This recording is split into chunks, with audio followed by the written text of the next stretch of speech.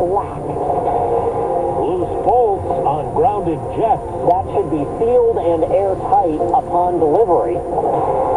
Kings of college football. Michigan complete a national championship season.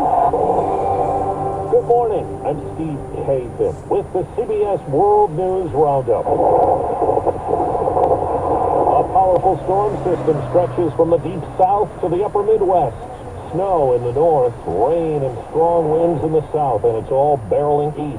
Here's CBS's Dave Malcolm.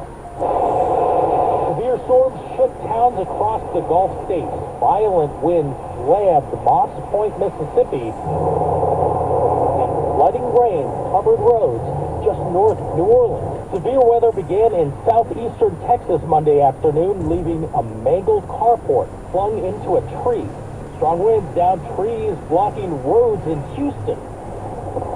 In southern Louisiana, more than an inch of rain fell in just 1 hour, flooding the town of Franklin. I think it'll come all the way up to our top step, almost inside.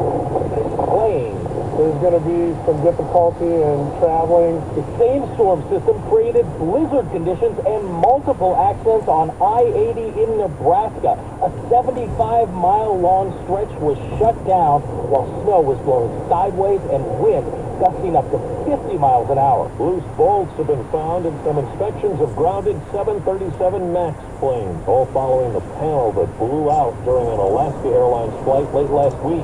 CBS's Chris Van Cleve spoke to the head of the NTSB. CBS News has learned United has found loose bolts on at least 5 of its grounded airliners, with more inspections yet to come. Alaska Airlines is also now finding what it calls loose hardware on some of its MAX 9 fleet. If you can't trust the manufacturer to tighten those bolts, can you trust them to tighten all the other bolts in the airplane? We are focused on the evidence, and we're going to have to look at this aircraft. We will go broader if we need to.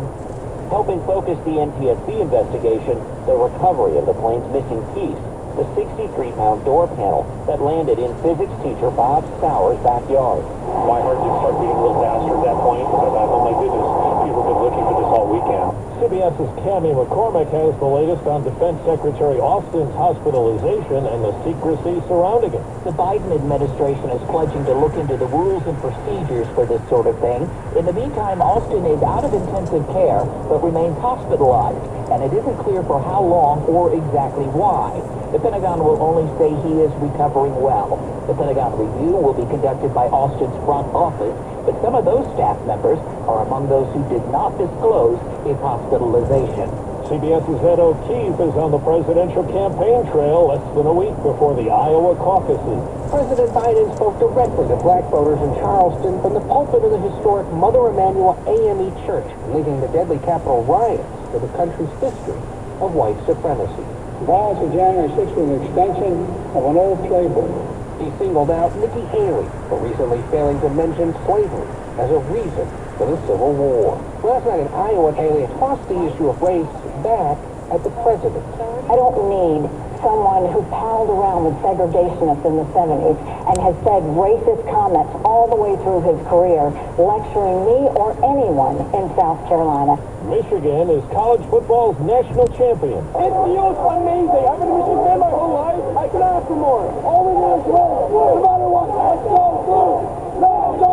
Fans celebrating after the 34-13 win over Washington to cap an undefeated season for head coach Jim Harbaugh. Yeah, took on all comers. Last one standing. It's a great feeling. So happy for our players.